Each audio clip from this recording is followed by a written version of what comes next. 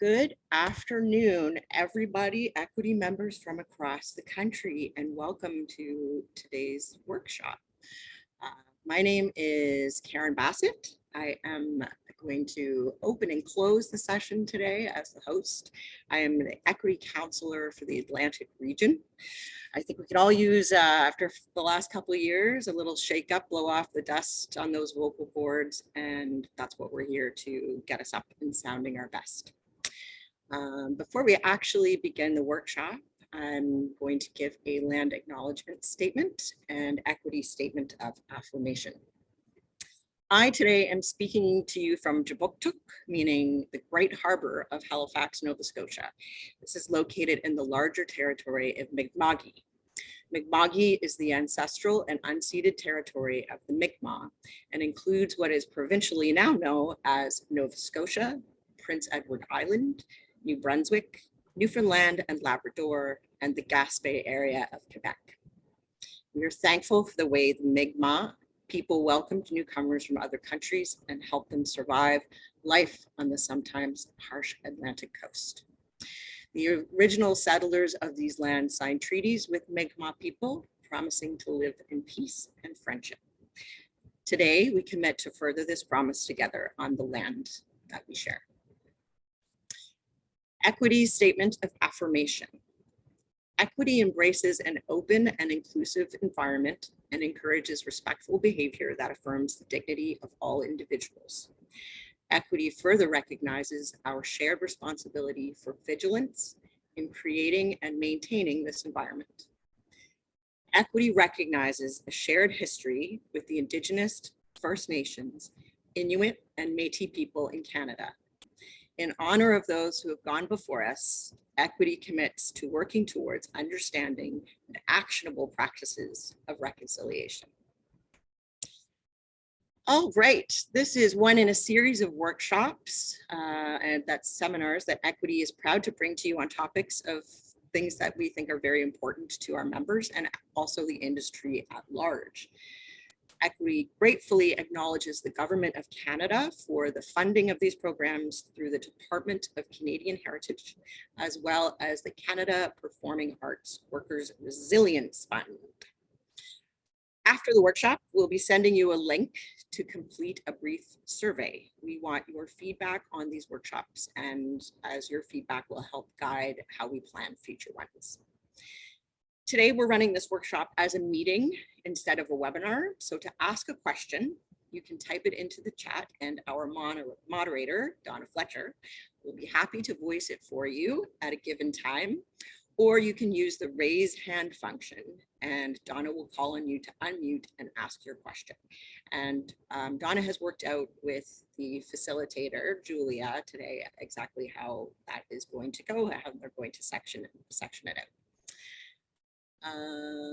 Yes, and if you do speak, we'll ask you to unmute to ask your question, but please be mindful, there are a lot of us here today, to remain on mute if you aren't speaking. I would like to introduce our moderator and my esteemed council colleague, Donna Fletcher, Manitoba and Nunavut counselor and first vice president of Equity Council. Donna is also a respected performer and director, as well as the voice and musical theater instructor at the University of Manitoba Desautels Faculty of Music and the University of Winnipeg Theater Department, and a faculty member of the Nuova Opera and the Musical Theater Summer Training Program in Edmonton. Our esteemed facilitator is Julia Lenardon. Julia is a professional voice, speech, and accent dialect coach and teacher. She has coached voice and speech for professional theater, including Matilda the Musical at the Schubert Theater on Broadway, American Dream for Gad Elmaleh at Carnegie Hall, Boy Falls from the Sky and Indecent for Studio 180, Mirvish in Toronto, and numerous plays at the Centaur and Segal Center in Montreal. Film coaching includes Orphan Black, Echoes, Three Pines, The Umbrella Academy, Lock and Key, She has taught at several institutions, including the American Academy of Dramatic Art in New York, the Banff Center Citadel Theatre Professional Training Program, and the National Theatre School of Canada. And now I'll hand things over to my good friend and colleague, Donna Fletcher. Thank you, Karen. That's really lovely. As live performing artists, our voice is really one of the most important tools that we have. It is what sustains us. It's how we express our emotion. It's everything that we are. And like most things, it requires exercise and maintenance to ensure that we stay in peak condition.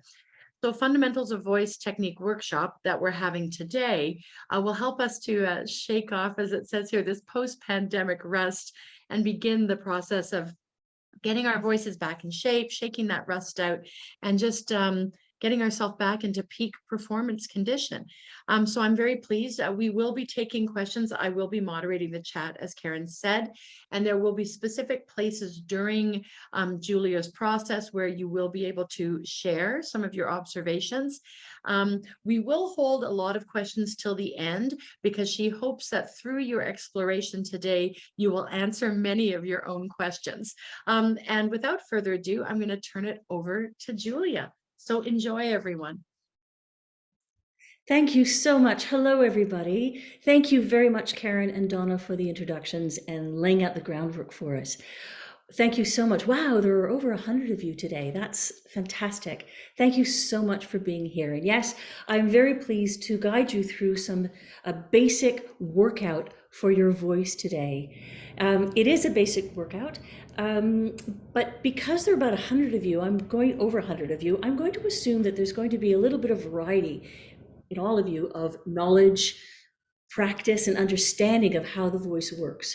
So this is why I've crafted for today a basic workout.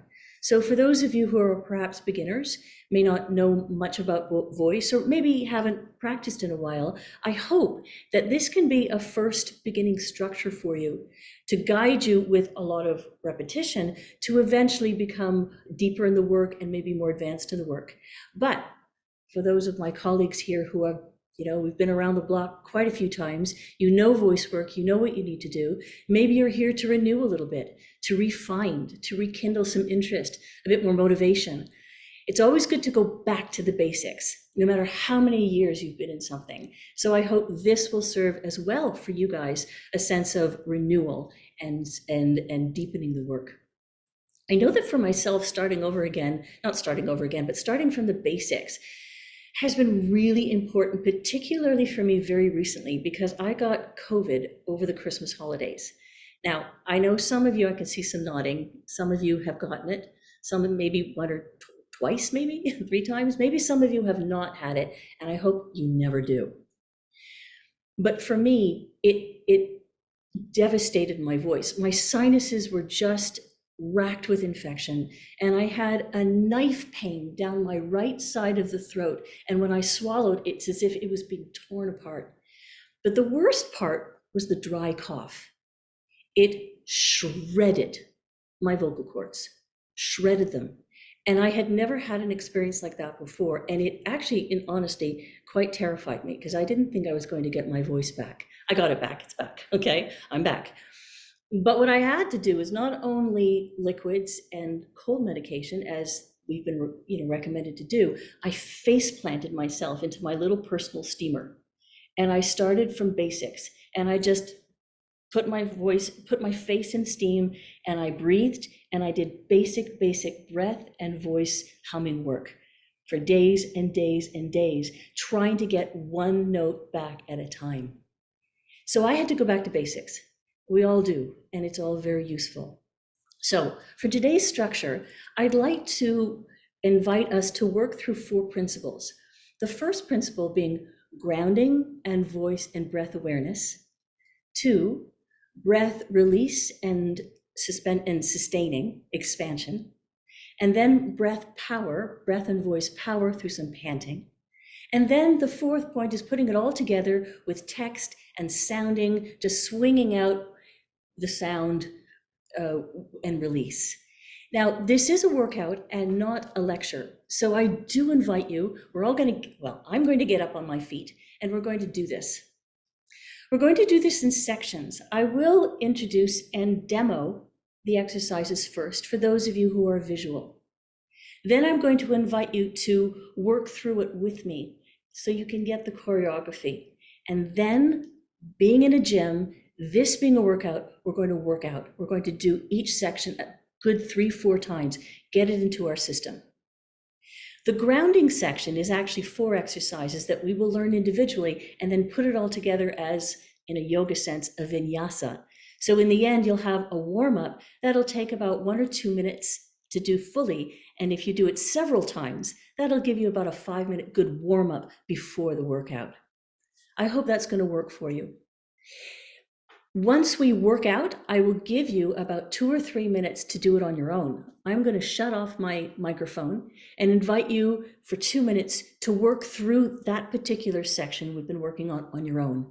Either one little section or all of it, but it's important for you guys to start refinding how to do the work alone and find the motivation for yourself. Then I'm going to open it up and invite my dear colleague Donna to invite you for any reflections. Anyone wants to share some reflections of that section of the work. One person's reflection can really be a very universal thought for many of us. So that's going to be an important part. And then we'll move to the next section. I hope that structure will work for everybody. Yeah? All right, excellent. All right, I'm getting on my feet. I hope you do too. Now, hang on. So most of these exercises can be done standing, but depending on your physical ability or your interest, you can do most of these exercises sitting. But please don't sit at a desk and just write notes. Please, I do encourage you to get physical and actually do it. Okay, all right, I'm getting on my feet. Okay, let's see. Okay, nope. I've got to move the camera down a little bit so you can see me. Okay. All right, so the first section is going to be about grounding, and there are 4 exercises that I'm going to show you. A very important roll down. I'm sure most of you know what this is, but I'll talk you through it, not to worry. Chest opening of our chest so that there's a bit less tension here. Finding some balance so that our legs and our feet are absolutely connected to the ground. And then a very gentle warm up of the articulators. Very gentle, and I'll talk you through that too. Let me show you first the roll down, okay? We're gonna walk through it together, very detailed, but I just wanna show you the outside version of it, okay? So first of all, my legs are going to be underneath my feet. So we're gonna find where your hips are. So not on a horse and not on a tightrope, but finding for you where your hips are. All right, now I'm gonna turn to the side. Let me show you first. My head sits on the top of my spine. So I'm just going to bobble my head like one of those bobble things, just to release any surface tension at the top of the spine. Then my head, sort of like an Alexander image, I'm going to feel as if my head is just going to float slightly up and forward, not with the chin, but slightly up and forward, as if now I'm going to start rolling forward. But I'm not going to collapse this way. I'm going to feel as if each vertebra is going to roll down. Now, I've got a little ball here that always helps. As if I'm rolling on the outside of a ball, like this. So I'm not doing this, but I'm rolling my body over the outside of a ball. That's the image. Over the ball, and then I'm going to just hang down. Now, many of us have different kinds of ability or flexibility. I totally get it. If this is as far as you can go, that's great. Just hang the head. If you can go lower, that's great. Make sure though that the knees are soft. We don't want the legs to be tight. Keep the knees nice and soft. We're just going to shake out here. Then for those of you who can, we're going to image the tailbone just tucking up slightly. So you're going to feel a little bit of stretch in the hamstrings, which is also going to give you a deeper hanging. You're just going to hang a little more deeply. We're going to hang out here. You can sigh here if you want, shake it out. Now, if the tailbone is tucked up and we're hanging on a bit of a nail on a door, we're going to tuck the tailbone slightly under, very gently. The image now is of a theater rope pulley system down the legs. I'm going to feel a rope pulley system down the legs as my upper torso floats up. I'm not going to pull my upper torso up. I'm going to float my torso up and stand. That's the structure of it. So let's walk through it, okay? I'm going to go slowly again and do it with me, all right? So first of all, our stand position. Find your width of hip. So it's not too wide and you're not on a tightrope, just your hips. Just bobble the head on top of the spine. And then allow the head just in your imagination more than anything else. Feel as if the head is just from the back slowly floating up slightly and moving forward. Now I like to bring my arms this way to feel as if I'm rolling over a ball. I like that little cheat. And I'm very slowly, vertebra by vertebra, keeping the weight in the middle of the feet, keeping the weight in the middle of the feet, soft knees, just roll down vertebra by vertebra. And no matter where you are, just jiggle out and hang. This is to release any tension in the upper torso and allow the breath to drop deep into the back. If you're having trouble breathing, just breathe in through the nose. That's easier. Now, for those of you who can, imagine the tailbone right here, just tucking up ever so slightly, about 1 centimeter. You're going to feel a little stretch in the hamstrings, and it's going to make your hanging just a little deeper. Shake it out a little bit more, breathe down into the back. And now the tailbone is going to tuck under a little bit, not like this or anything like that. You can hardly feel it. It's more of an interior tuck under. Feel that rope pulley system of the theater, right? Backstage down the legs as your upper torso, like scenery, floats up to the ceiling. There we go. That's the workout. Or that's the work through. What I'd like to do now is work it. I'd like to work this about 3 times so you get a chance to really get it in your body. Go slowly and only roll down as much as you feel comfortable and can breathe in. So 3 times, we're at the gym now. Head bobbles. The head floats slightly up and forward, and I'm imaging as if I'm rolling vertebra by vertebra over a ball.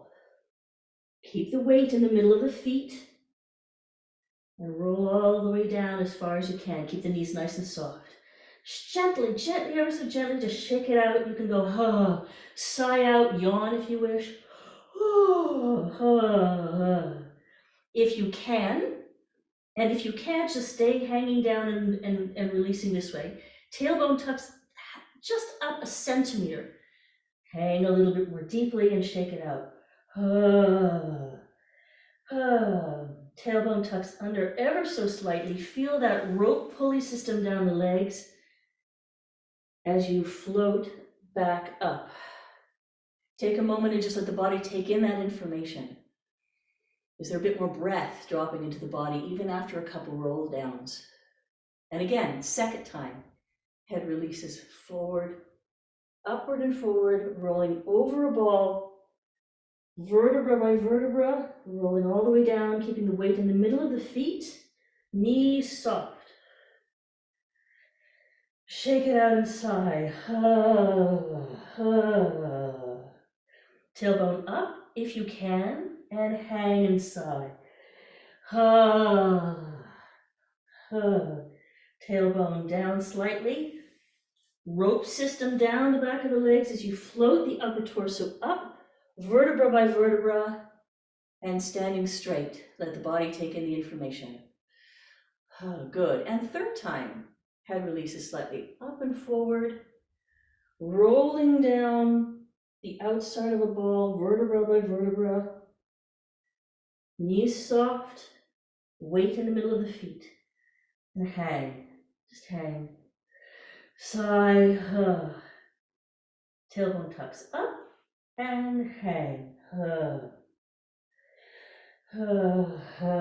Tailbone under, feel the roll, feel the pulley system down the legs, let the upper torso float up. And stand, take a moment and just let the body take in that information. You can actually do a whole workout just with a roll down. Good. Now we're going to transition right into opening up the chest. Let me show you what that is. I'm simply going to open up my arms from the back. I'm not going to disengage my arm. My arms are connected to my back. I'm going to open up my wings, fingertips on top of the head. Then I'm going to bring my shoulders up, scooch them up. Now, I'm just going to turn to the side. Do you see how my elbows are slightly forward? I'm going to explore next, bringing my elbows just slightly back, just slightly, not this. No, this is too much. Just slightly back. I'm working towards a horizontal line. That's all I'm working towards, right? So horizontal line. Now I'm going to bring my shoulders down. Keeping my elbows in a horizontal line, I'm going to open up my arm this way and keep my arms floating down in the line with my elbow. And I bring my arms down and I'm going to feel my chest is really a little bit more open. A little bit more open, yeah? I've shown that to you. Let's work through it, okay? Again, opening up the arms like wings from the back. We've just opened up the back from the roll down. Opening up the arms, fingertips on the head. Scooch the shoulders up a little bit, just the elbows back about an inch or so, no more than that. You should be able to see your elbows in your peripheral vision. Now, keeping the elbows where they are, nice and wide, drop the shoulders, nice, and keep a lot of space between the ears and the shoulders. I like to jiggle this one at this point. Now, keeping the elbows where they are, open up the arms, in line with the elbows, don't bring them forward, but in line with the elbows, and drop them, and you'll feel your chest is a little bit more open than it was before. Let the body take in that information. All right, let's work through that 2 more times, okay? So we really get it in our body. Let the arms open, fingers, shoulders, elbows slightly back, shoulders down, jiggle a little bit if you want, and open up the arms in line and allow the chest to open up a little bit more. And sigh if you want, taking advantage of that open space. And again, open up the arms, fingertips, shoulders, elbows, shoulders, open up, and chest opens. Nice. Let's just put the roll down and the chest sections together as a mini vinyasa. Let's try that together, all right? So, the head is bobbling on the head, and the head just releases slightly up and forward, more like an image, like a swan neck, and then rolling vertebra by vertebra down. Again, keeping the weight in the middle of your feet. Don't sway back and hang. Release the head and sigh out. Tailbone up if you can, and hang a little bit more deeply and sigh. Tailbone down, pulley system down the legs as we roll up gently. And immediately open up the arms from the back that we've just rolled up from. Fingertips, shoulders, elbows, shoulders down, and open up the chest. There, that's the first half. Good. Take a moment and just see if the body has opened up a little bit more. The point of a warm-up is to really get the muscles sensitized to do the work and to get our mind focused on the detail of the work. That's really the mission of a warm-up. Good. Now, the next 2 sections are a little bit of balance and the articulators. So I'm just going to move the camera down a little bit so you can see my feet for a moment. This one is actually quite simple. I'm simply going to take my weight and I'm going to put it onto one foot. Now, I'm not going to lift the other foot like some kind of challenging balance exercise. That's not what we're doing. I'm simply going to shift the weight very gently onto one leg, keeping myself lifted. Hard, like my left foot is, this foot right here is still touching the floor, but the weight is on my right leg. As a result, my abdominals are going to naturally engage. I'm not pulling in my abdominals. Please don't pull in the abdominals. Just finding that balance on that one leg will allow the abdominals to find their own support, keeping that support as you bring the weight back on both feet. And you'll find that your right leg will be connected right down to the foot and to the ground.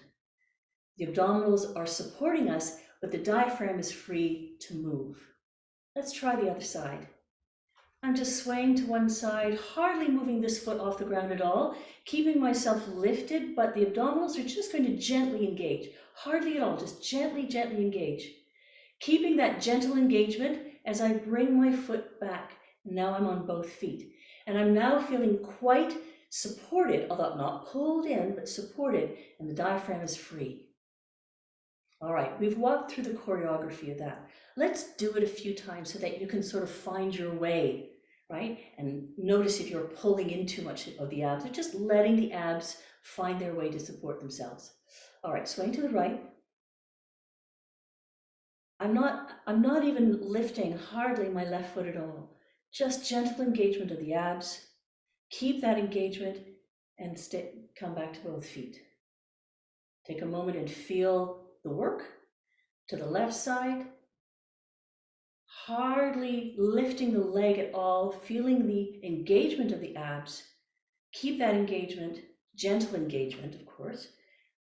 Keep it on both feet. And see if you can actually feel both legs connected to your feet, connected to the ground. What kind of sense of grounding do you have now? What word or feeling or sensation do you have for your experience of legs literally connected to the ground? Let's do it one more time. We're at the gym. Swaying to the right slightly. Find that engagement to keep that gentle, gentle balance. In fact, to do this in public, no one would know that you're doing it. That's really what we're doing. Feel as if you're doing this in public and no one knows what you're doing, and that will be the level of gentle engagement of the abdominals. Bring it to both feet. Okay, you're in the subway, you're at a bus stop, you just sway to one side. No one knows you're doing it. There's gentle engagement. Keep that engagement as you go, as you bring your weight to both feet. Take a moment and just take that in. There's support in our lower body, but there's freedom for the diaphragm now. Good. The final section is just a little warm up for the articulators. So we're going to yawn. Yawning is very polite in a voice class, and I think any singing class or any voice class understands that yawning is very polite. So we're going to yawn and allow that yawn to open up into the back of the mouth. Then we're going to gently take the heel of our hands and just massage very gently down the side of the jawline. Don't dig in, just very gently. Keep yawning. Julia, could you Julia, we please can't- adjust your camera so we can see your face? Sure. All right, I can move up a little bit. Absolutely. All right, yawn, yawn, yawn. Oh, yawn, yawn, yawn. And taking the heel of the hand, just gently massaging down. Don't press or bully or anything. These muscles are very sensitive. Yawn at the same time. Good. Now we're going to do just a very gentle exercise for the soft palate, which is that little sort of a flexible muscle at the back of the mouth. What this is first of all, just for a moment, just take a moment and just do a little gasp. Go, oh my goodness, I'm surprised. It's a little gasp. Right now, careful, it's not up in the chest, all right? It's just out of a scale of 1 to 10, where a 10 is like, I'm horrified gasp. This is a 3, okay? Like, right? And you're going to feel it right in your diaphragm here, just a little. Now I'm going to gasp on an exhale. Inhale, exhale. I'm going to add one little thing to it. Instead of it's going to be a little cuss sound. Just gasp on a little, and you'll notice that that little muscle back there is going to flap up. Now I'm going to On an exhale,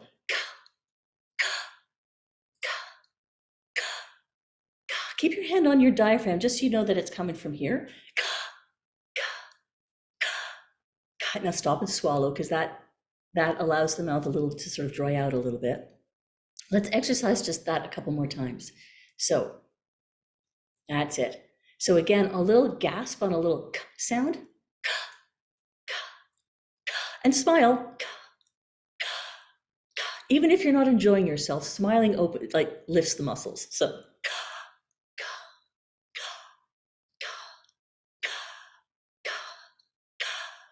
stop and swallow. Get that saliva back going, and we'll do it one more time.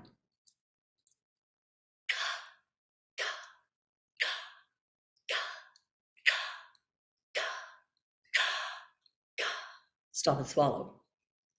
You kind of feel the back of your mouth being worked a little bit. Now the final one is just a little tongue roll. What does that mean?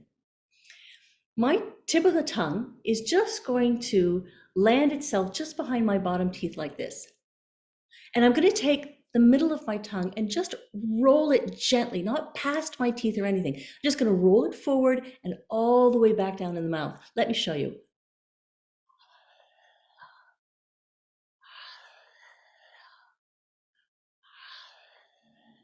See, I'm not bringing it too forward in front of my teeth. It's just a little roll and all the way back to the bottom of the mouth. Let's just try that really gently. So tip of the tongue, just behind the bottom teeth.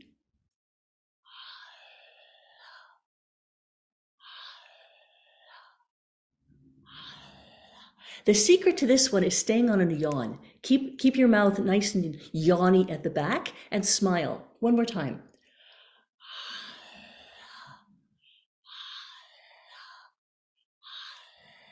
That's it. If you feel a little stretch in the tongue, that's all we want. We don't want to tear it out of our mouth. It's just a little stretch. Let's put that together. Yawn and just massage. Oh, massage, massage. Oh, massage, massage. Good. And now the little gasping for the soft palate. Gasp in on a ka, ka, ka. Inhale, exhale. Ka, ka, ka, ka, ka, ka, ka, ka. Now 4 little tongue rolls, tongue at the base of the teeth.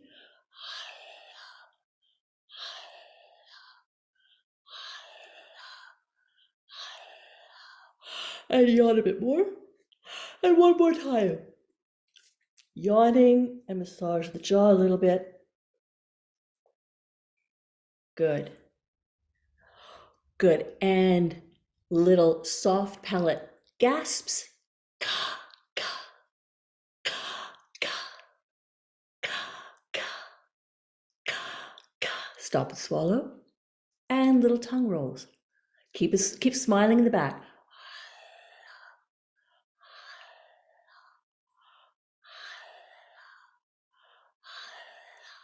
That one takes a little bit of practice. Good, and stretch and yawn. Now, we're going to put all 4 of these together as a little warm up for you. We're going to put it all together. I'm going to lead you. We're going to do it 3 times, okay? I hope you can see me. I hope I'm properly centered. All right. Finding your feet and your legs underneath your hip sockets. Bobble the head. Head releases slightly forward and upward and gently, gently rolling down. Vertebra by vertebra, only as far as you can, keeping the knees nice and soft, slightly bent. And hang and sigh and yawn here. Just hanging the upper torso like a rag doll. If you can, tilt the tailbone up slightly to hang on a nail on a door and hang even more. Tailbone down slightly, rope system down the legs. As you roll up, breathe into your back as you roll up. Breathe into your back. Open up the arms right away from your back, right from your back. Open up the arms. Fingers, shoulders, elbows slightly back. Shoulders down, shake it out. Open up the arms. And then bring your weight to one side. No one knows you're doing this. This is secret. Engagement And then both feet. Bring your weight to the other side. No one knows you, this is secret, no one knows you're doing this. Slight engagement to the abs. Bring that engagement to both feet and yawn. Slightly massage, gently massage, and then little gasps.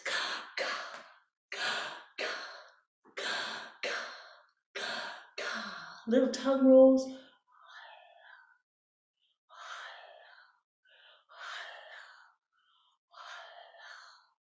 Second time round, bobble the head. Head releases upward and forward, rolling down. Again, keep the weight in the middle of the feet. Hang and yawn and sigh. You can even do some tongue rolls down here if you want. Tailbone up if you wish. Hang more deeply. Tailbone down, rolling up. Floating up, let the breath drop deep into the back. Opening up the arms from the back. Fingers, shoulders, elbows, shoulders down, and open up the chest. In through the nose, open up that chest. Now find the weight on one leg. Refine that gentle support and bring it to both feet. Sway to the other side. Find that gentle support. Bring it to both feet and yawn. Gentle massage. Gentle massage. And gentle soft palate gasps. Inhale. Exhale.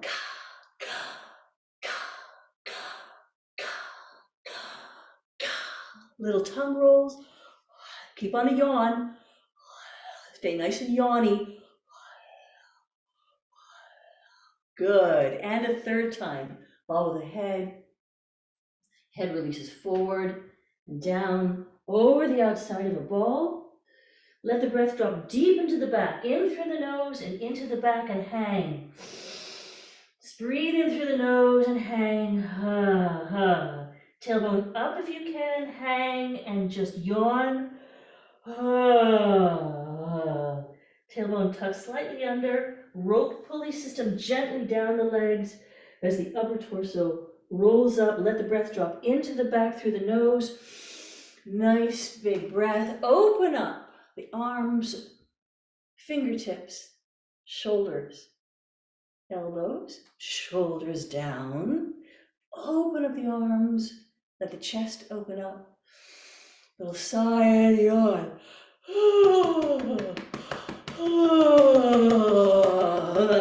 Nice. Little soft palate gasps in and out.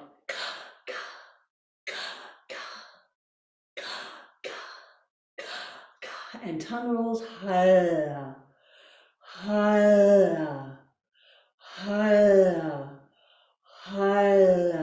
Good. So that takes about 2 minutes. Takes more time to learn, of course, but that little warm-up sequence really extends the breath quite a bit. I'd like to give you about 2 minutes. I'm going to turn off my microphone, and I'm going to give you 2 minutes to explore this yourself. For those of you who are beginners, maybe just the roll down is something you want to spend a couple minutes on. Even just the roll down is a great exercise. For those of you who are more advanced, you want to play putting it together, maybe a few repetitions in between. Try and see if you can make it your own. So 2 minutes, and we'll come back. And after that, if you wish, if someone wants to, or a few people want to share some reflections of your work in this warm-up, that would be fantastic. All right, 2 minutes.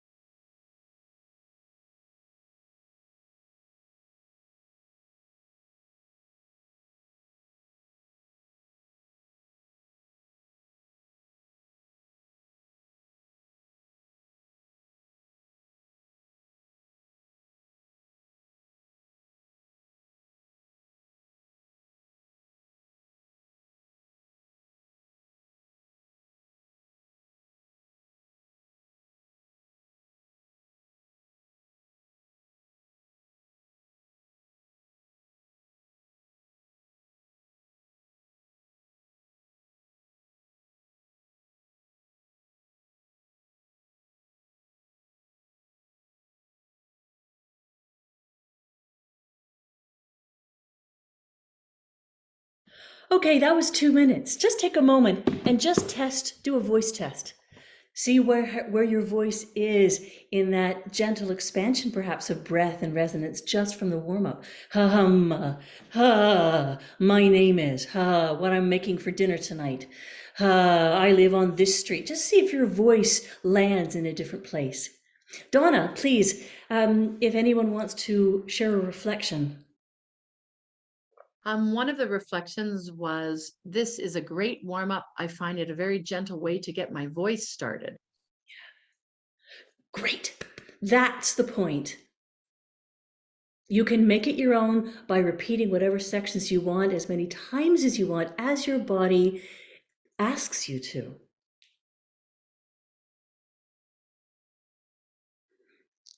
Another one is saying, is there a proper way to breathe through the series?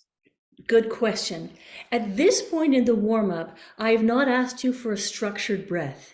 This is really about just allowing how you breathe, whether through the nose or the mouth, in the warm-up.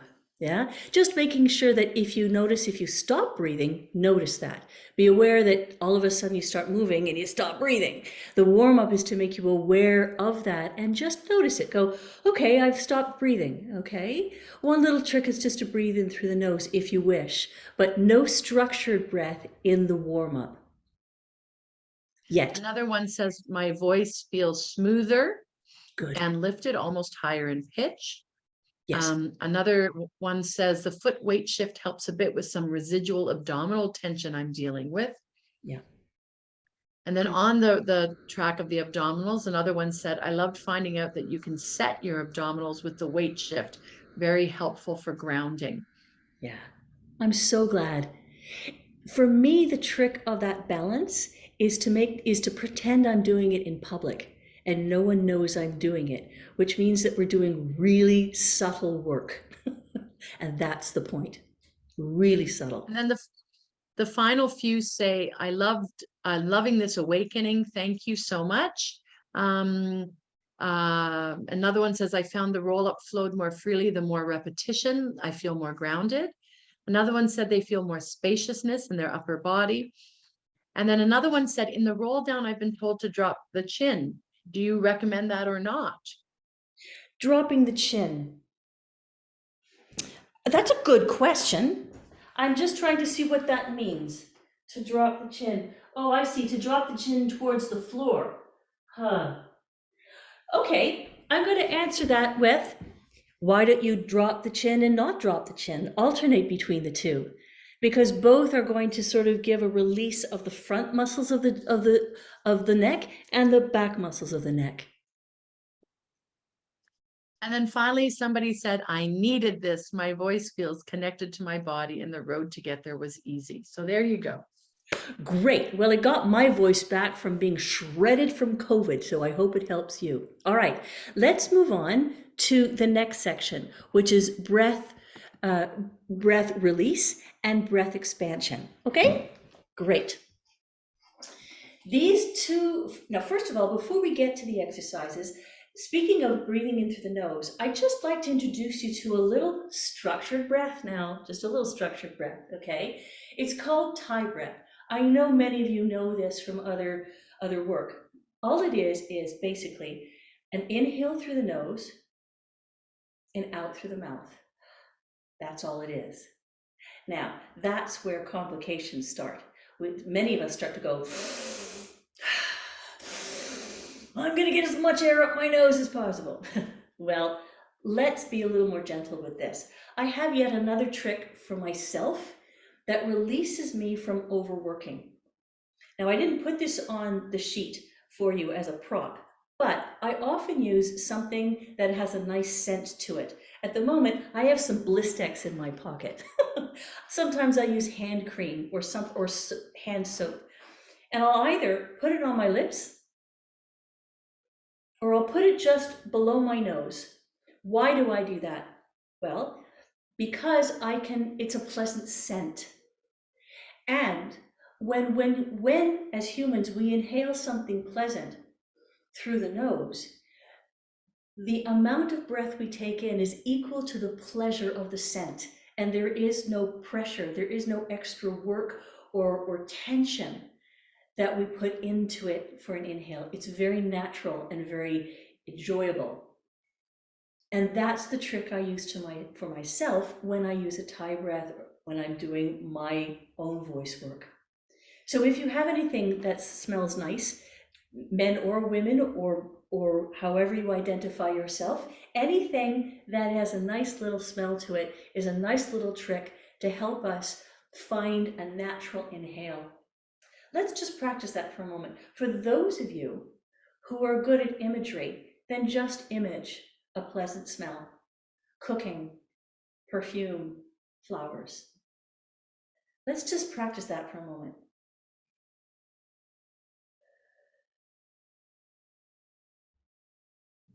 The nasal breath is naturally a deep breath that goes into the back. You'll feel the back open up a little bit. Inhale, exhale. It's a very calming breath as well. So that's the structured breath that we're going to use for the next exercise of breath release and breath depth and breath expansion. The first exercise, I know many of you know it already. It's called I call it a palm tree. So I'm finding my balance again. I'm always going to go back to this little exercise of the balance. And I'm going to, like we did for the chest opening exercise, I'm going to open up one arm at a time, connect it to the back. I'm going to open up the arm, and I'm going to very gently tilt to one side. Now, I'm not going to over tilt so that I'm going to crush this side of my body, and I'm not going to over tilt to sort of stop my breathing, all right? You're going to find the tilt that's appropriate for you, that as you breathe in, I'm going to breathe in through the nose as my arm tilts up, and I'm going to feel my back opening. Now this is really important. There are muscles between our ribs here that are called intercostal muscles. And what we're trying to do with this section is to sensitize these muscles and stretch them. Why? Because the ribs, as you know, encase the lungs. But not only do they encase the lungs are actually attached to the inside of the ribs by kind of a sticky, gluey liquid. So that when our ribs open up, the lungs go with it, and it creates a vacuum of breath going in. That vacuum is a natural breath, not this. That's tension, okay? So with these stretches, we're opening up, we're stretching the muscles between the intercostals so that the lungs expand and we allow ourselves more breath. And with practice, it will help us with longer lines of text, short, medium, long lines of text that we need for our work, right? Let me show you. By my balance, my abs, the breath is going to drop in through the nose. Then I'm going to tilt, I'm going to turn my palm away, and with a sense of isometric pressure, I'm going to bring my arm down as if I'm pressing down on a very gentle cloud and exhale at the same time. There'll be a counted breath on this. I'll count you through this. Once we get to the end of the exhale, there's going to be one more little step. It's going to be a little shh, just that, a little shh, shh. It's a little bounce of the diaphragm. This is to just get rid of a little bit of residual breath, to create hopefully a little vacuum, so that when I inhale again, it's going to be a more natural breath. All right, so let me show you the full thing.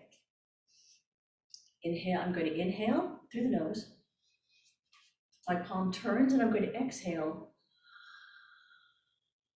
all the way out. And a little shush. Let the breath drop in. The other side, feel the breath expanding into the side, turn the palm, and just a bit of isometric pressure as you exhale. And a little shh. Now, I'm going to talk about the exhales in a moment. The second exercise, second part of this is very easy. It's simply both arms going up into wings and down with a little shush in between. We're going to get to that. I'd like to work out now. I'd like to do a workout. Now, the exhales are really important. we're going to exhale on various challenging exhales that are going to restrict the breath in various ways. And this gentle restriction of the breath as we exhale is the exercise to strengthen our ability to exhale longer with support and mindfulness. So what are the exhales? The first exhale is going to be a misty breath. You see how I'm just misting my glasses? It's an open throat. We're going to do that 4 times. Then we're going to exhale on a sustained F sound, F as in fire. Then an exhale on a V sound as in violin. Then we're going to exhale on a S as in snake. Then a Z like as in zebra. And the final one is why I've asked you for your straw. This is straw phonation, and it saved my voice after COVID. Voicing through a straw, the pressure in the straw allows a slightly less pressure in the vocal cords so they can vibrate and exercise, but with less pressure and more ease. I've used this for my physiotherapy and my rehabilitation for my voice. So we're going to add this as part of our work. Now, each of these consonants we're going to do 4 times. Let's just jump into it. Let's do it. Let's work out, okay? So you can actually do this sitting if you wish. For those of you who are sitting, you can actually sit on the edge of your chair and do this work as well as standing. So if you're getting tired and you wish to sit, you're more than welcome to do so, all right? I'm going to do it standing. Okay, I'm going to start by refining my balance and my little ab support. I'm just going to go back to that little exercise from the warm-up and refine my grounding. Good. Now, in through the nose, let the breath drop in through the nose, open up. As we open up the arms, turn the palms, and on a nice misty breath on a count of 6, I will count in my head.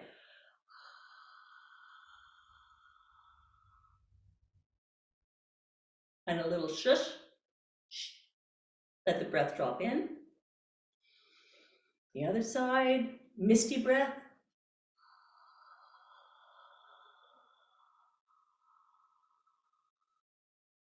Little shush. Just to a little kid. Just to a little kid as if you've got a secret. Shh, that's it. Let the breath drop in. Turn the palm.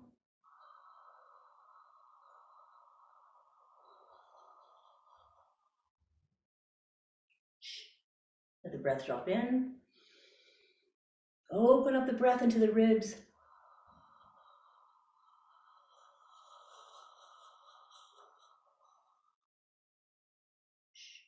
Let the breath drop in. On a sustained F sound as in fire.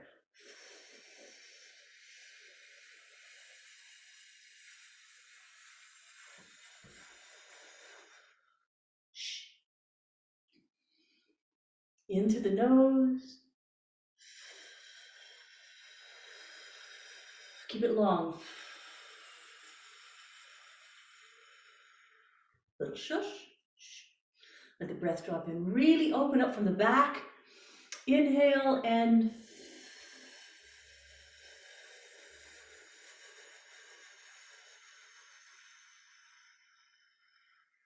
little shush.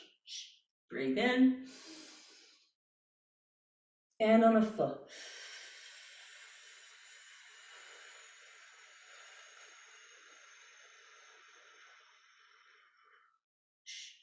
Let the breath drop in. Exhaling on a now Z as in no, V as in violin.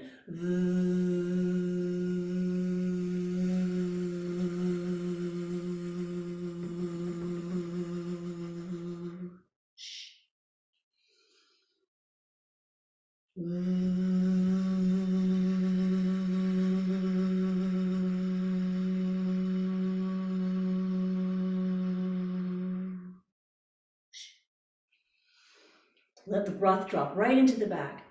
Let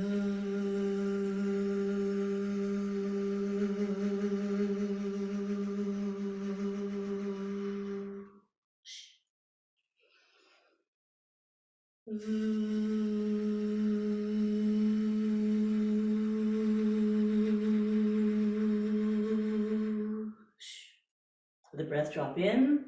Exhaling on an S as in snake for 8. Up the ante for an 8 count.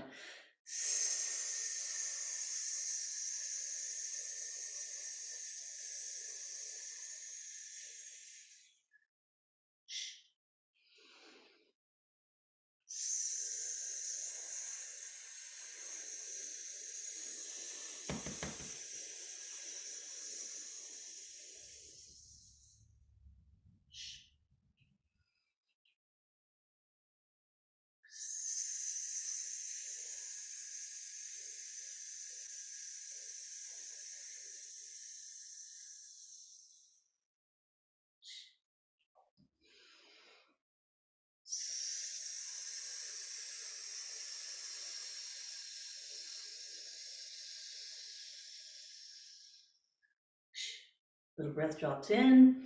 And now zzz as in zebra.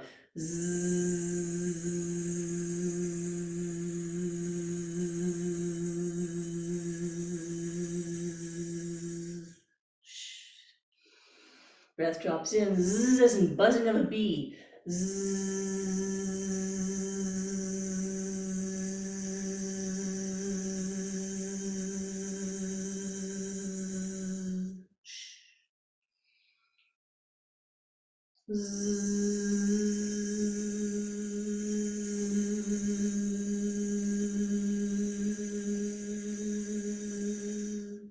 Let the breath really drop into those ribs that are expanding, right into that side.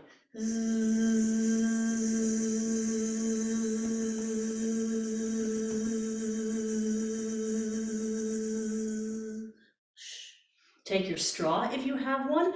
If you don't have one, that's okay. You can do the other sounds. Let the breath drop in. And just sounding and humming through the straw.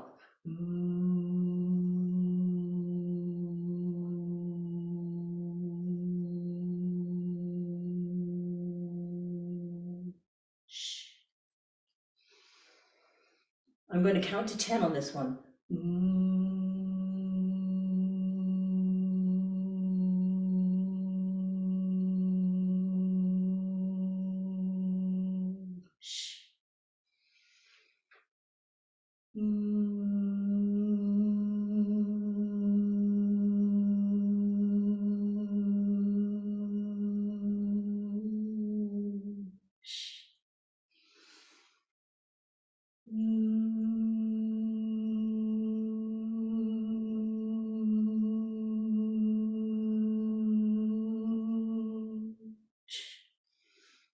Release the exercise. Take a moment and let the body take in the information.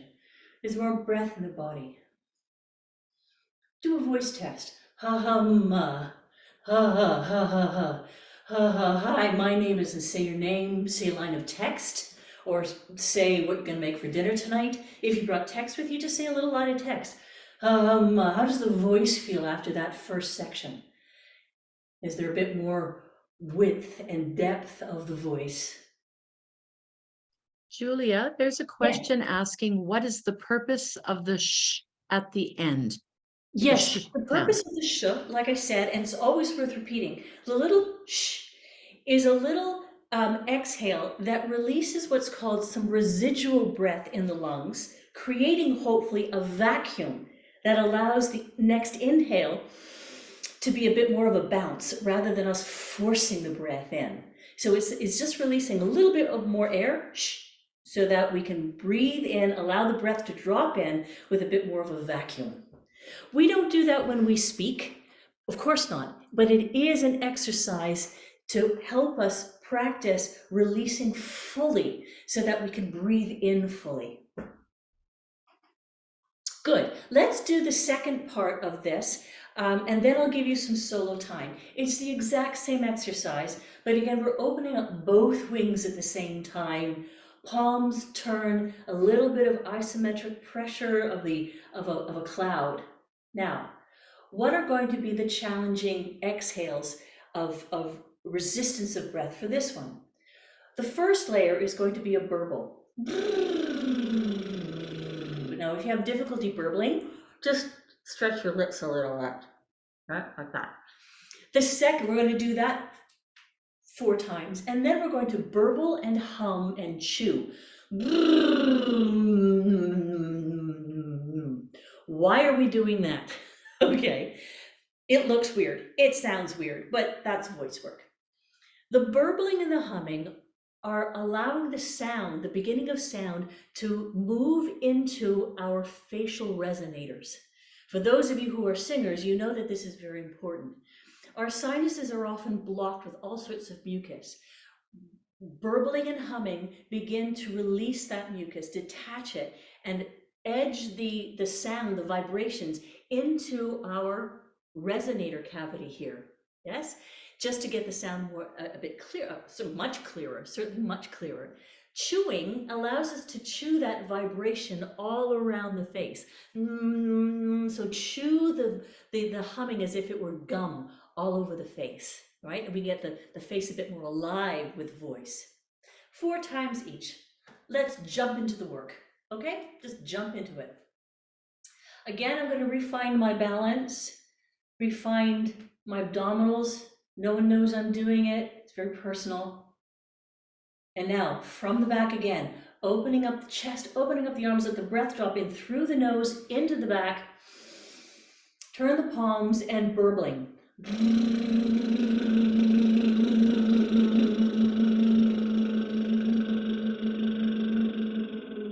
Little shush, right away breath, breathing.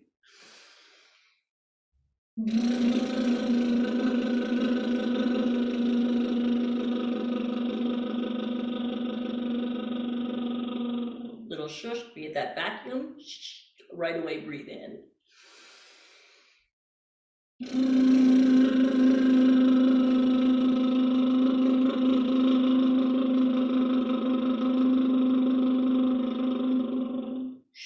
Now we're going to do it one more time. For those of you that want to burble up and down in your range, you can do that too. If that's too much for you, just do one note at a time. One more time, let the breath drop in.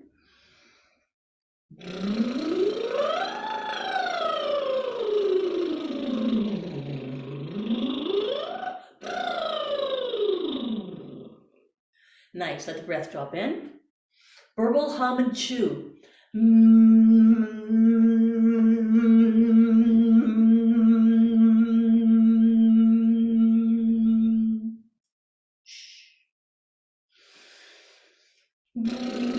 Go up a note if you want.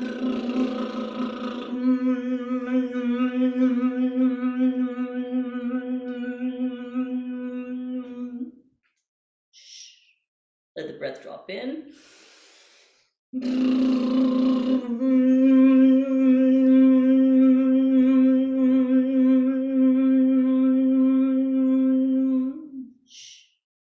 Release the exercise. Let the body take in the information. Is there more breath in the body? Do you feel the back moving a little bit more with your breath? Voice test. Ha-hum-ma. Ha-ha, ha-ha, ha-hum-ma. My name is. Say your name. What color are the walls around you? Try a little bit of text. Walk around the room a little bit. Put the voice into the body. Let the body take in the voice. You can take some water too if you want.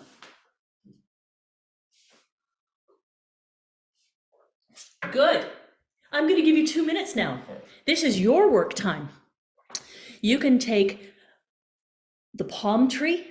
You can use the wings. You can do a variety of both. You know the consonant sounds or the friction sounds. They're on your sheet of paper there that I sent you. Explore those.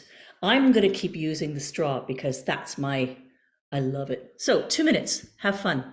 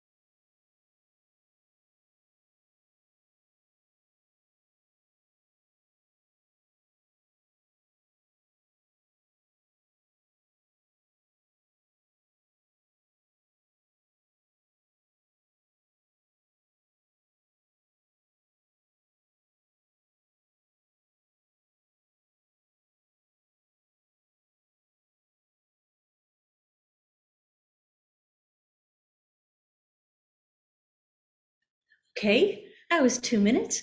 Donna, please, if anyone has any reflections or any questions you feel are important to pass along. Thank you, Donna. There's a great question here. Someone says, I feel it in my throat. Is that because my inhale was not deep enough? Feel tension in the throat? Feel dryness in the throat? It's a great question. Could I just have a bit more detail? What are you feeling in the throat? That was from Rhea Ackler. So Rhea, if you want to just chime in and then you can let us know. I'll move on until she does. Someone says, I'm recovering from a lung infection and this is great. How often would you advise doing these exercises? Okay, that's a good question. Okay, if you were going to the gym, like a real gym, and you wanted to get in shape, how often would you go to the gym to get in shape? In our culture, what do we know about that? Several times a week. Mm-hmm. Yeah. If you're a beginner, okay, I'll give you another example.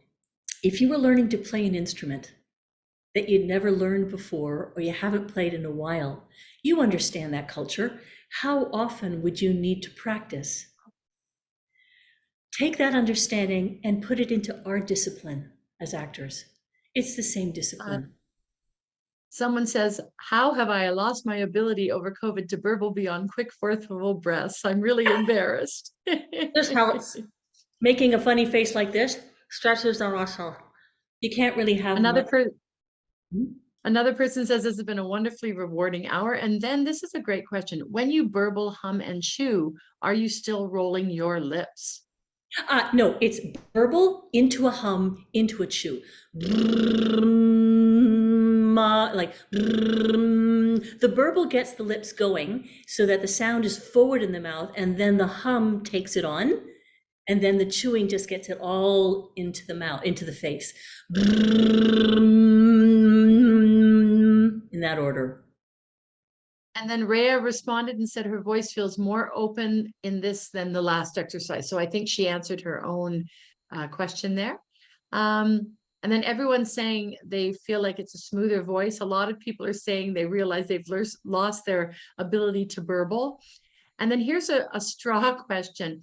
Would you say straw phonation has a similar gentle massage effect on the vocal cords as a hum does? Yes, absolutely. Absolutely, without question. But an added layer, though, of the straw is that it takes a certain amount of pressure of the exhale so that the vocal cords can still vibrate, but with more ease. And this is particularly for, let's say, if your vocal cords are tired or if you strained them, right? And in my case, were infected and needed some help. Because if I hummed or made some sound, it would hurt badly. And this just helped me in the stages of healing. And then someone further to your straw, and you might have just answered it actually. Are you doing the humming exhale through the straw? That's their question. Breathing in, breathing in.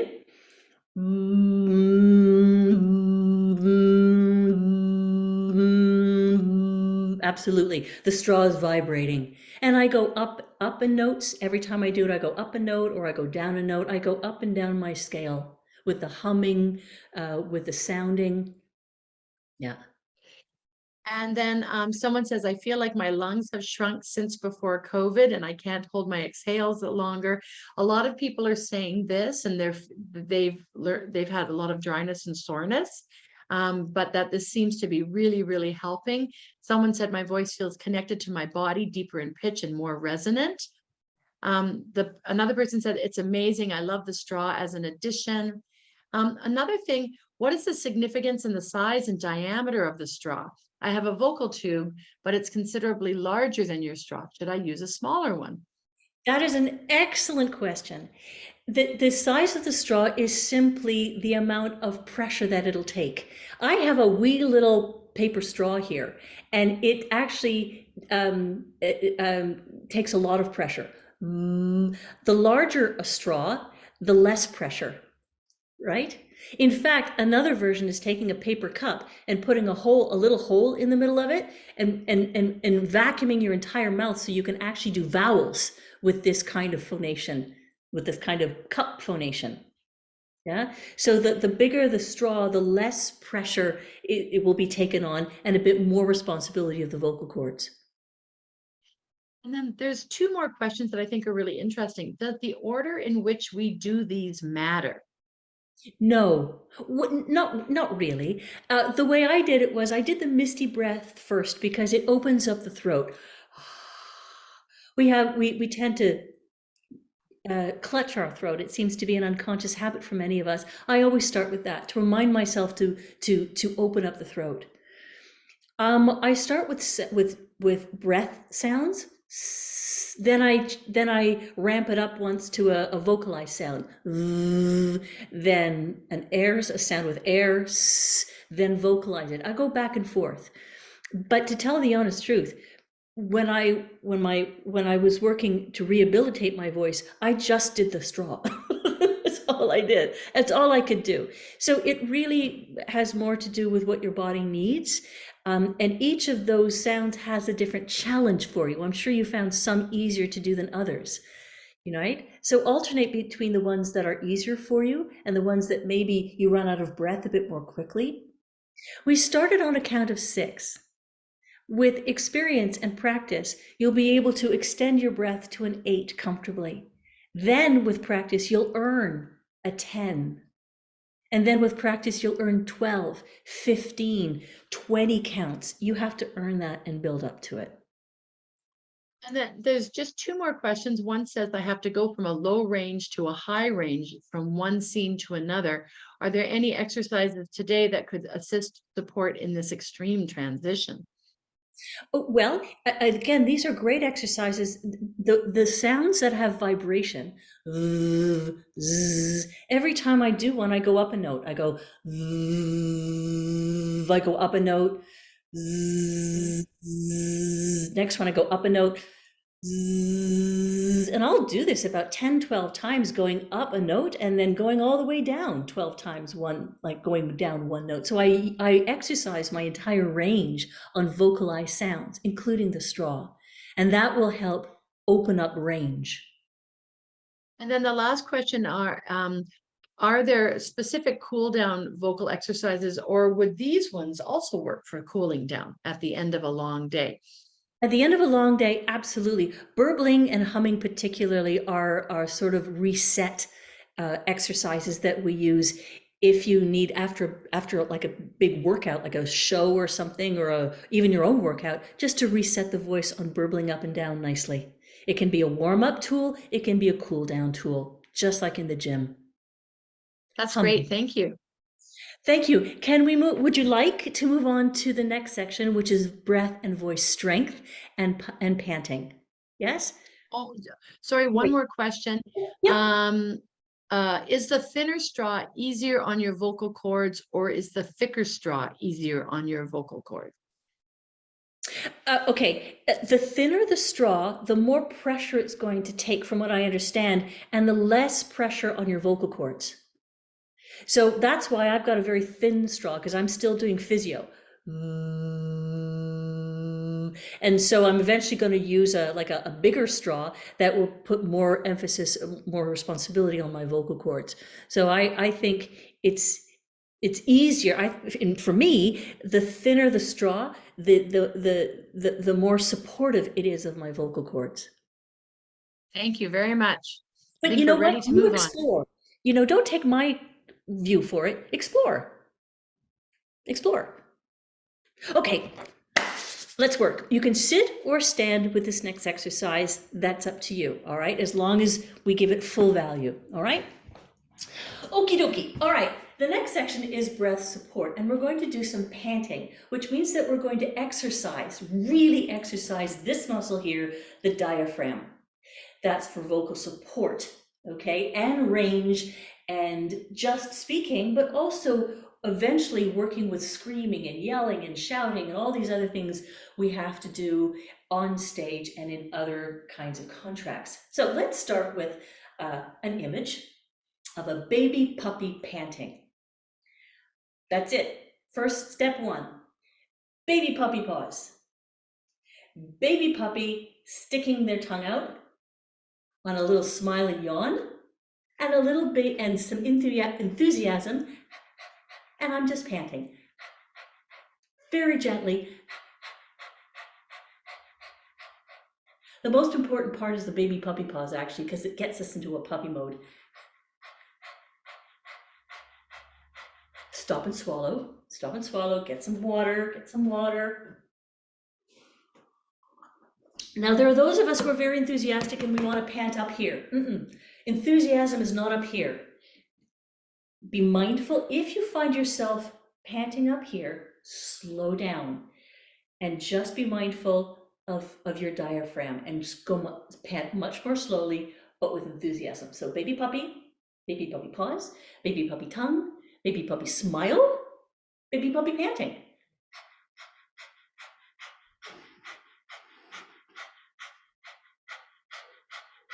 Make sure it's enthusiastic.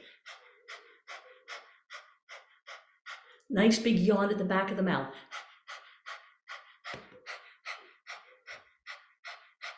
Stop and swallow, dries out the mouth. And again, baby puppy pause, baby puppy tongue, baby puppy smile, baby puppy enthusiasm.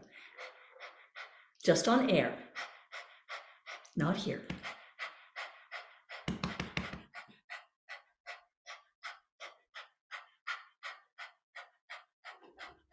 And stop and swallow. Make sure your baby puppy pause, the elbows are out a little bit, because if we do this, we're crushing our ribs in. We want that expansion of the back, right? So baby puppy pause, baby puppy tongue, baby puppy smile, and baby puppy panting.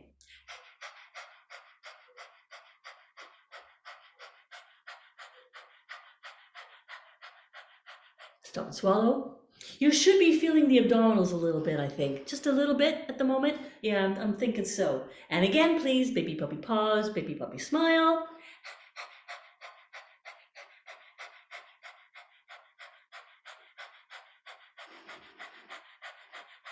And let the body take in the information.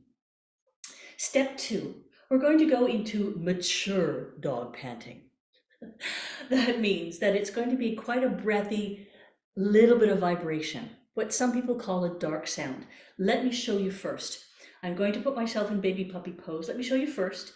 And I'm going to start with the baby puppy pant, which is just air. And I'm going to ease into and explore into a little bit of vibration and a little bit of dark sound. Let me show you.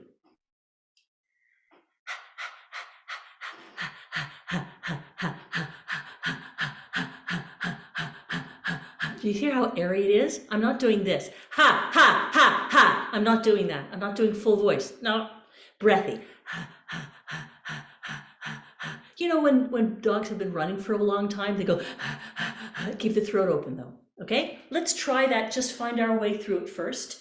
Keep the throat really open on the edge of a yawn, please. Baby puppy pause, baby puppy tongue, baby puppy smile, and baby puppy first into mature dog panting.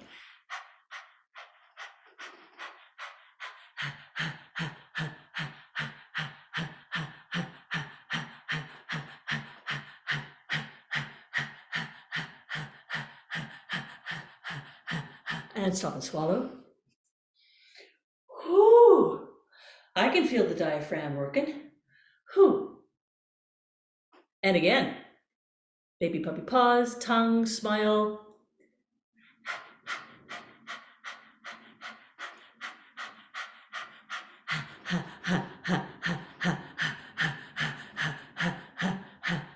Slow down.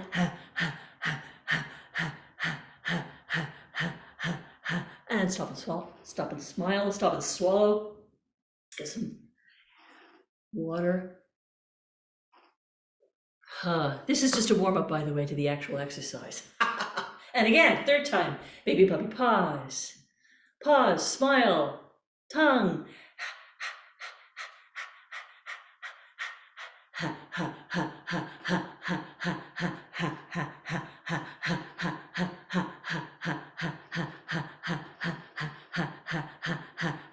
And stop and swallow. Just take a moment and let the body take in that information. And just with this layer, do a little voice test. Hi, my name is. I have to vacuum the floor here in a minute after, haha, I've got dishes to do. Oh, for a muse of fire that would ascend the brightest heaven of invention. Just check in on the voice a little bit. Okay, now we're going to do what's called umbrella ribs. This is a little step up. What we're going to do is we're going to allow the ribs to open up like we've been working, like open up the ribs like an umbrella. We're going to suspend them there for a moment and pant underneath open ribs. So not only is this going to stretch even more the muscles between the ribs and strengthen them, that challenge of the open ribs is really going to challenge the pant even more, the baby puppy panting. Now, let me show you first the steps on how to do this, okay? We're going to be using sort of isometric pressure again. Remember when I talked about that imagined pressure of a cloud, right? We're going to be using the same kind of pressure. Now, let me show you first, okay? Because we've got to do this properly. Singers often put their palms together. And if you press into your palms, you're going to feel a little pressure. Now, for those of you who do yoga, you could alternately do this and press the heel of your hands together. Now, why are we doing this? Okay, just take a moment and just practice either this. Now, don't do this, crunch in the shoulders.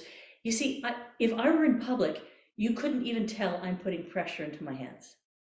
If I were in public, you couldn't even tell I'm putting pressure into my hands. That's the kind of pressure. Just practice that for a moment, and we'll go to step 2. Okay.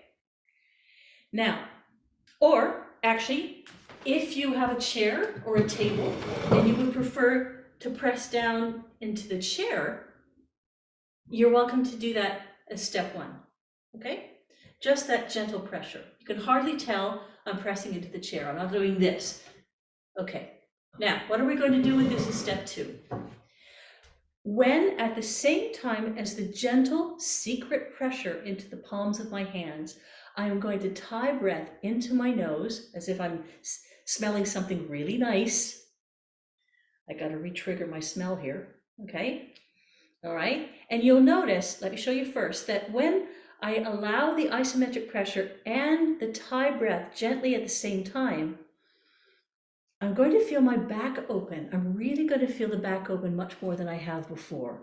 Let's just practice that a few times, just step 1 and 2. At the same time as the gentle secret pressure, allow the breath in through the nose as a gentle enjoyment of scent. And that breath through the nose that goes down the back anyway is going to be encouraged by your wings at the back opening with the pressure. And you can feel your ribs opening. Release the pressure and let the ribs drop. Very gently. Pressure, breathe in. Feel the back open and release. Let's do it again. Very gently. Gentle pressure, breathe in through the nose. You're going to feel the back release. Again, gentle pressure, isometric pressure, let the breath in through the nose. Back open, swings open like bucket handles or an accordion, and it releases. I'm going to do it against the chair. One more time. Let the breath drop in through the nose, gentle pressure. Back swings open. Good. Now, another gentle layer to this, which is extremely important for this exercise and the last one we do together, is called suspension, a sense of suspension. You know when you're on a swing, there's that little suspension at the top, and it's like, oh, where am I going? And then you move. We're going to be working in that suspension with the breath. Let me show you. Let me show you first. Gentle secret pressure into my palms as I breathe in through the nose. And when I get to the end of my inhale, I'm going to suspend as if I were on a swing the breath. I'm not necessarily holding it, like gripping it at all. I'm just suspending it and then releasing it. Let's play with that for a moment. Gentle pressure in through the nose. Ribs swing open a little bit. Imagine a suspension at the top of a swing and release. And again, in through the nose. Suspension at the end of the inhale and release and let the ribs fall. And again, let the breath drop in Ribs are opening at the back, suspension, and release the pressure. Do you feel that little swing of the ribs, right? Now, what we're going to do is we're going to let the breath drop in, suspend the ribs, and when they're suspended, we're going to pant, baby puppy pant in that suspension. Let me show you first. Let the breath drop. Let me show you first. Breathing in with a bit of pressure, suspending the ribs and keeping the ribs open mindfully.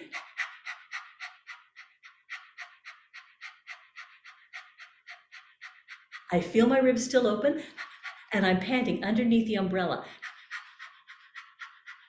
And I'm releasing and letting the ribs fall. Now, for those of you who have never done this before, your ribs are going to go blah, blah, blah, blah, blah. They're just going to go blah, blah, blah, blah, when you're panting. You have to earn the ability to keep the ribs sustained, right, without force. You will learn it, you will earn it through repetition, okay? Let's earn it, all right? Let the breath drop in, gentle pressure in through the nose. Feel the ribs swing open at the back and baby puppy pant.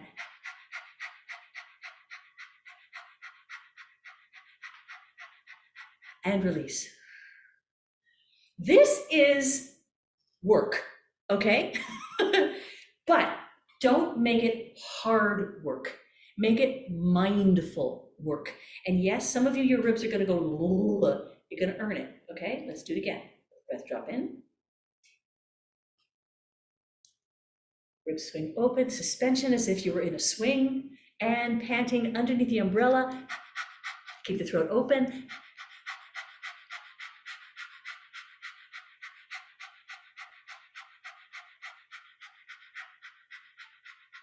And release. I feel the diaphragm working in the front, the middle, and the back. I feel the panting on all fours, all around me. Yeah? Again, let the breath drop in through the nose, gentle pressure to open up those umbrella ribs, panting underneath the ribs, just on breath.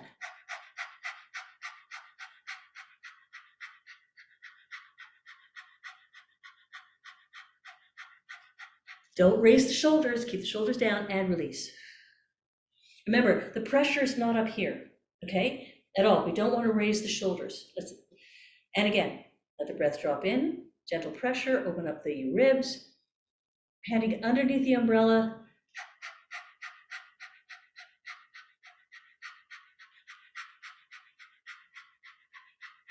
And release. Do a little voice test. First of all, let the body check in on the new information. What's moving in the body? Is there more breath in the body? Is it deeper? Just check in how you feel. And now a little voice test. Ha, hum, ha, hey. Do a little hey, hey you, hey, hey, hey, hey you over there. Can you feel the diaphragm giving you a little bit more support now? Hey, hey, hey. All right, now we're going to do the same thing 3 times, but with a baby puppy into mature dog panting, with a tired dog panting, okay? All right, let the breath drop in through the nose, feel the ribs swing open very gently and underneath the umbrella, into the dark breath. Keep the throat really open on a yawn. Nice and slow. Keep the pressure of the isometric pressure. And release. You can't do this for very long. You're not supposed to. Okay? Be really gentle. For most of you who are doing this, half the effort, twice the depth, okay? When we do this again, half your effort and go for twice the depth, okay? And again, let the breath drop in. Umbrella ribs, suspension, not tension, suspension, and panting.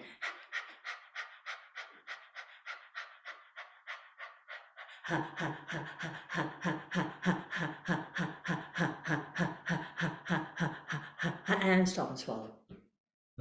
Let the body take in the information. It's quite exhausting, right? This is quite exhausting. If you've had enough of this, stop. For those of you that can do it one more time, fully and healthfully, do so. If you feel that you've had enough of this, please don't do it again. You've found your limit for now. You will earn, with practice, other repetitions. One more time. I'm going to do it on the chair now. Let the breath drop in. Umbrella ribs.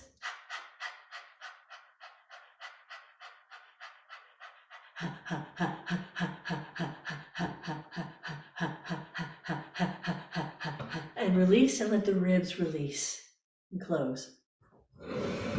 Another body check. Just notice how the work has maybe changed your breath, the quality of your breath, and a little voice check in. Ha hum. Ha. Try some text now. Oh, for a muse of fire that would ascend the brightest heaven of invention. A kingdom for a stage. Princes to accurately feel that voice, perhaps, I hope, more in your body. Your facial resonators are working. The back is working. The chest resonators. Ha hum. Good. I'm going to give you 2 minutes. Take what elements of that practice you wish to review. 2 minutes. Off you go.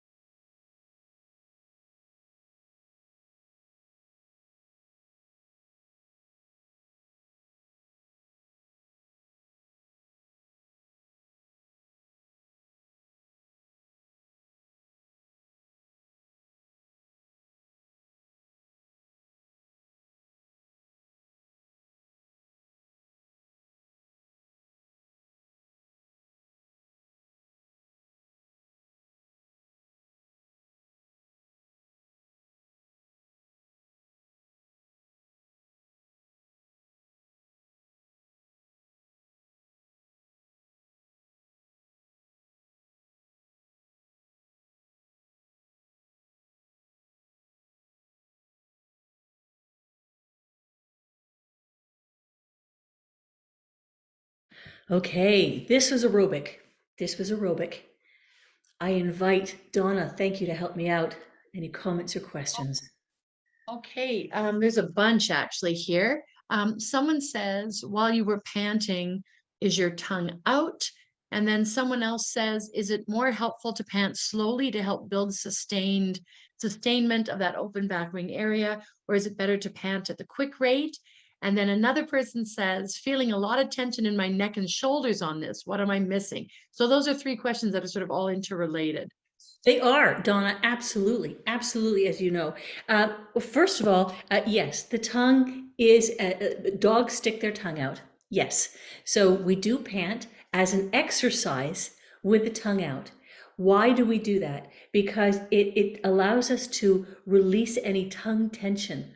We don't pull the tongue back, which is what we want to do with tension, is pull the tongue back. Keeping the tongue out and staying on a yawn in the back of the mouth is going to help us learn to release tension, particularly in the back of the tongue. We have to learn and earn that and repeat that. Second question, when you begin this work and you've never done it before, absolutely, begin panting slowly. Often if we start quickly, like I said at the beginning, we pant up here with tension. Go slowly so that you're mindful of what you're doing, and the panting naturally comes from the diaphragm. For the third question about tension up in the neck and the shoulder area, that's panic and tension. You're going, and of course, if I stay up here for a while, I'm going to hurt once I drop the shoulders. Do you notice when I was doing work, all the exercises we were doing, I kept jiggling and I kept hitting my chest, right? I've been doing this for decades and I still have tension, okay? I'm constantly reminding myself with jiggling to release this area, to release this area. I constantly add some shoulder rolls and some head, you know, am I tense here? I'm always checking in the middle of doing work. Am I tense? Can I release as I'm doing work? So this is something that I would suggest you do, is to consistently check in on yourself, even in the middle of an exercise, and jiggle things out, move your head so that the body begins to learn to release in the work and find release in the work. That's two things: release in the work and find release in the work. I hope that answers the two questions. Someone said that they found that their body really honed in on the second time around. And then a couple of people said they were feeling lightheaded during this breath work. And they were wondering, is it just getting used to the different production of the air? And then on that same level, someone also said, in this puppy panting in the umbrella rib exercise, are you supposed to be releasing / exhaling that full breath in? Okay. A pant, if you look at a dog, okay, dogs pant for a long time and they don't get dizzy. They don't go boof and fall on the ground, okay? Why? Because the inhale, the amount of air they're inhaling and the amount of air they're exhaling is equal.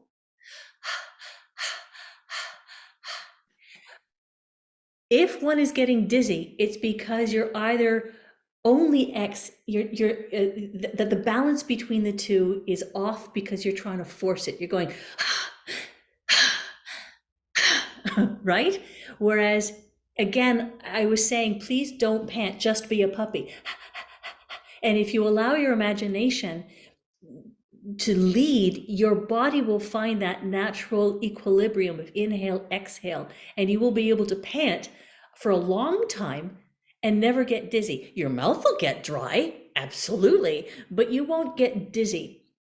So that's my answer, is that if you're getting dizzy, it means that you somewhere in the process, you are forcing and manipulating the breath and getting too much air in or too much air out at some point. And then the last things, someone said they found that the panting has opened up their upper register, and wonder if you could speak to that.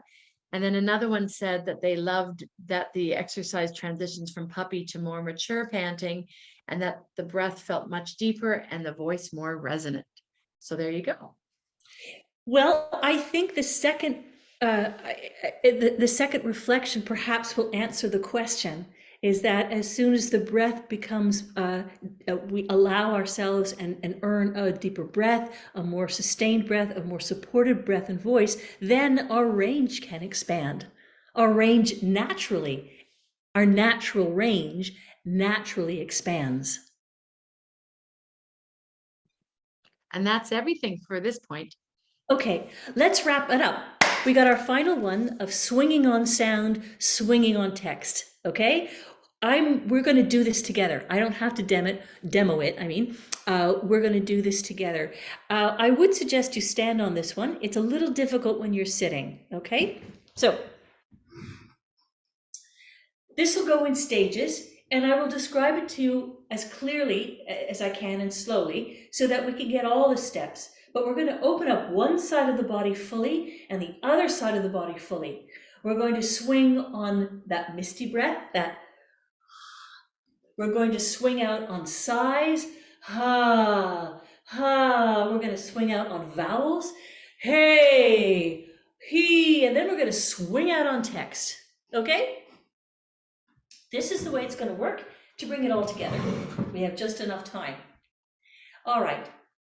First, let's find our balance again and the abdominal support. Always going back to, am I grounded? Am I grounded to begin the work? If not, the work won't be as efficient or as deep. Good. Now, let's focus on the right arm. And I'd like you just to take a moment and swing from the socket. Now, most of you are going to manipulate it and do something like this. And most of you are going to stop breathing as soon as you start moving your arm. Notice that. Take a few swings and see if you can begin to release and allow the arm to swing without any manipulation, just in front of the body. Feel the weight of the arm. That's really the trick, is feeling the weight. Don't worry about manipulating the breath or counting the breath or anything like that at the moment. Just allow the breath to be what it is. If you notice that you stop breathing because you happen to be moving, notice it. Go, okay, and allow maybe some breathing through the nose. Good. Now the next stage is to allow the upper torso to swing. Just the upper torso. Swinging along with the arm. Swinging the arm. And beginning to find a little bit of that suspension that we were experiencing in the ribs. Seeing if you could just begin to slow down now, the swing, to find for yourself that suspension on the back swing and the suspension on the front swing. Slow down. It doesn't have to be my swing, my speed of swing, it could be yours. The suspension is actually the most important part of this exercise. So take more time to find and live in the suspension. Good. Now we're going to continue with that swing, but we're going to engage the entire body. So I'm going to swing to the left, and my right leg is going to pivot, and my heel is going to pivot off the ground, and I'm going to have a deeper swing. A deeper swing. I might engage both arms now. Take a moment, take a few swings to re-find the joy of the suspension. That's it. Give it a couple more swings just to physically find the suspension. Now, on the back swing, in through the nose. Out through the mouth on the front swing. In through the nose, open up the back, and exhale on the front. Inhale through the nose, out through the mouth. Let the breath drop deep into the back that's opening up with our arms, and swing it out on the exhale.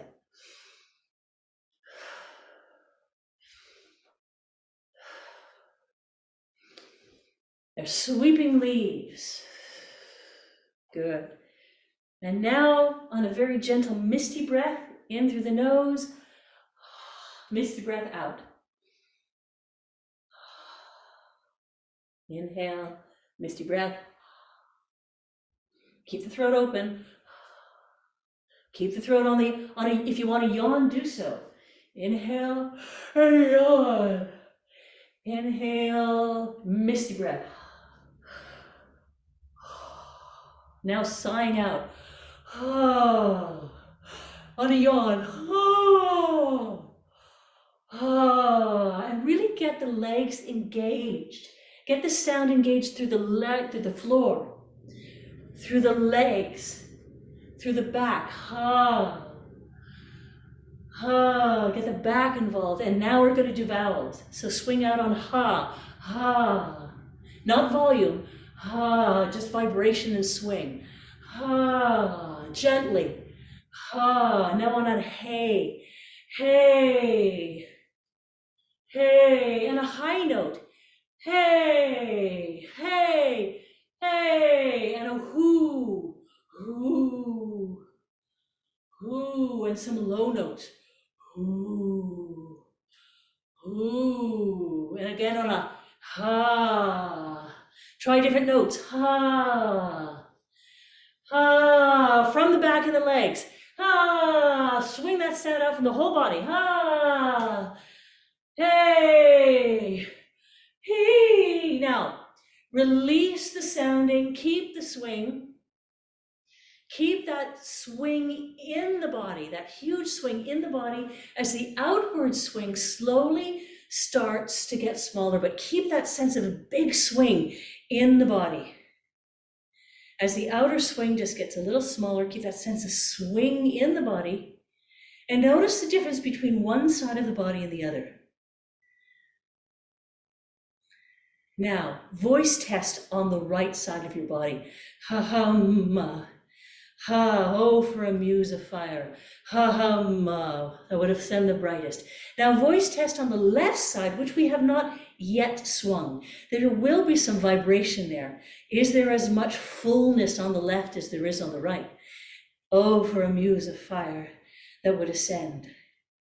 Which side of the body would you like to speak from, play from on stage? The left or the right? It's your choice. Shall we do the other side? Open up the other side? Yes? All right. Let's go very gently, one step at a time. Let's not skip steps from enthusiasm. Let's be mindful of what we're doing. So find your balance again. No one knows you're doing it. Good. And explore the left arm. Again, one side of the body may be easier or more difficult to allow it just to move. Maybe the mind is a bit more manipulative on one side than the other. Take the time you need. Find the weight of the arm. And again, just let the breath be what it is. If you find yourself stopping the breath from trying to move the arm, breathe through the nose. If you have a sore shoulder, if you have an injury, be very gentle, all right? Be very gentle. Now, engage the upper body now. Take a moment and allow the body to find the swing in a half in the upper torso. Begin to find that suspension now in a medium swing with the upper torso. That joy of sweeping, that joy of suspension, joy of sweeping. Suspension, suspension. Oh, it's lovely. It's like being in a deck chair. Now engage the entire body. Take your time. Find the suspension. Most important thing.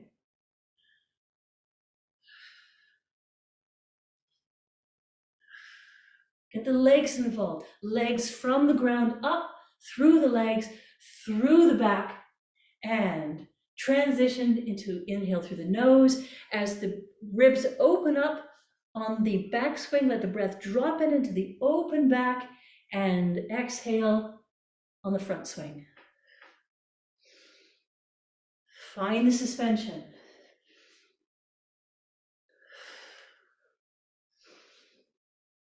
Find your own rhythm, doesn't have to be mine. Now, when you're ready, exhaling on a misty breath, as if you're misting glasses.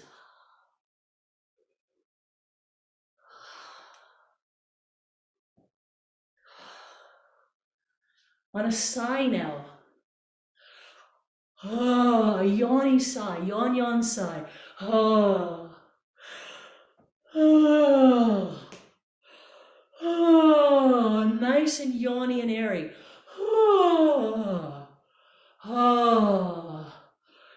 Oh. Let's do some yawny vowels. Ha. Ha. Ha. In your own time. Ha. Ha, from the ground up the leg. He. Yawn, yawn, yawny sound. He. From the legs up, out the back. Hey. Hey. Don't forget about the suspension. Hey. Ha. Ha.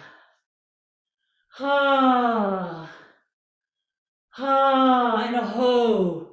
Ho, ho, ho, and release the sounding, keep the expansion, and allow the outside or exterior swing to come back gently until you're standing still. Check in on the body. Feel the breath, feel the energy coursing in the back, and begin some text. I'm going to give you 2 minutes. Work on text. Swing out some text if you want. Oh, for a muse of fire. Don't worry about which word you're swinging on. Just swing out on some text and walk it out. Swing some text and just walk and talk. Walk and talk. Swing out some text, a couple lines of text, and then just walk it. I'll give you a minute of your own time.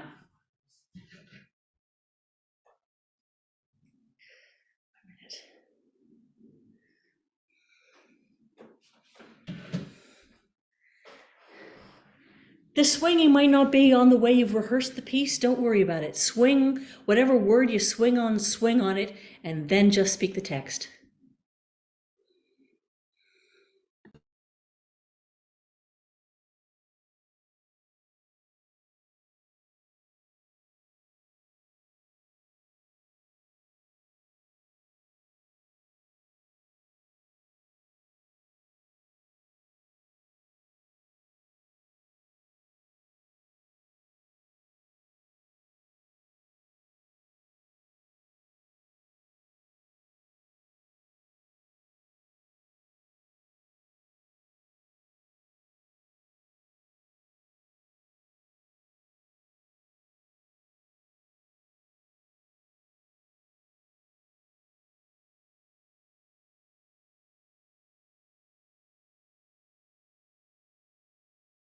So Julia, there's just a couple of quick questions.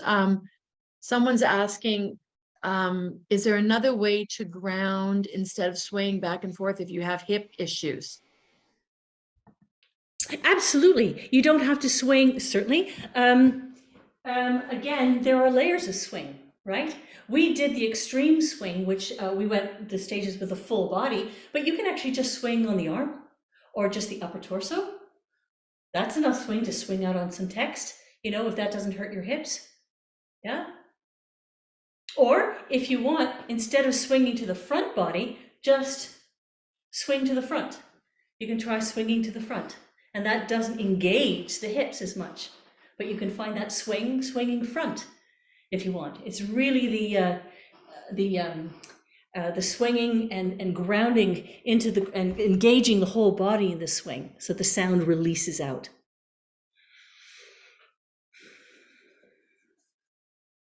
Someone's also saying it's not the swinging that's causing the problem, it's the grounding of the shifting weight back and forth subtly that hurts their hips. Okay. Can that be done sitting maybe? Absolutely, without question. Again, like I said, some of these can be done sitting without question. You can swing. If you allow yourself on the edge of the chair, yes, and maybe swing to the side, absolutely. That means that your hips won't be engaged, certainly as much or even at all. Absolutely. These exercises adapt, please adapt them to what you can do. There is no Bible here, all right? I'm offering these as one layer, but adapt them to what is good for you. So absolutely, sitting and swinging to the front, excellent idea. Great.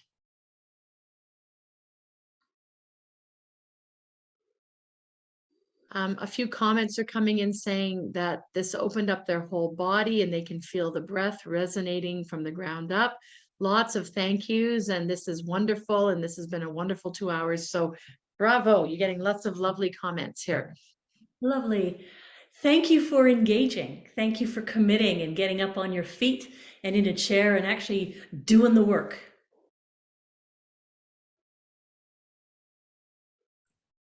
Right, and I will say a lot of people are saying they think it will help their singing practice as well as their voice and speech practice, and they think there are many uses. So there you go. It's really, really positive. Fantastic.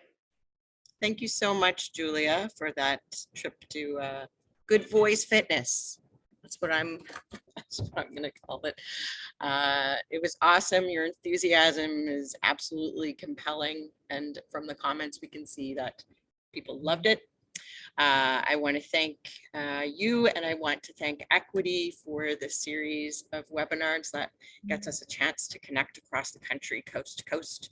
And also our excellent chat moderator and question maker, Donna, Thank you, and our wonderful ASL interpreters, Cynthia and Amanda. Thank you so much, and to everybody who participated today.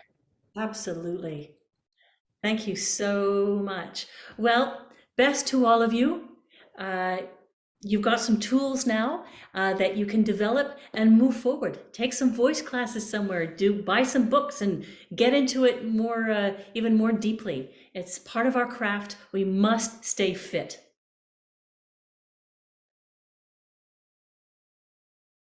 Okay. Take care, everybody. Here. Bye-bye.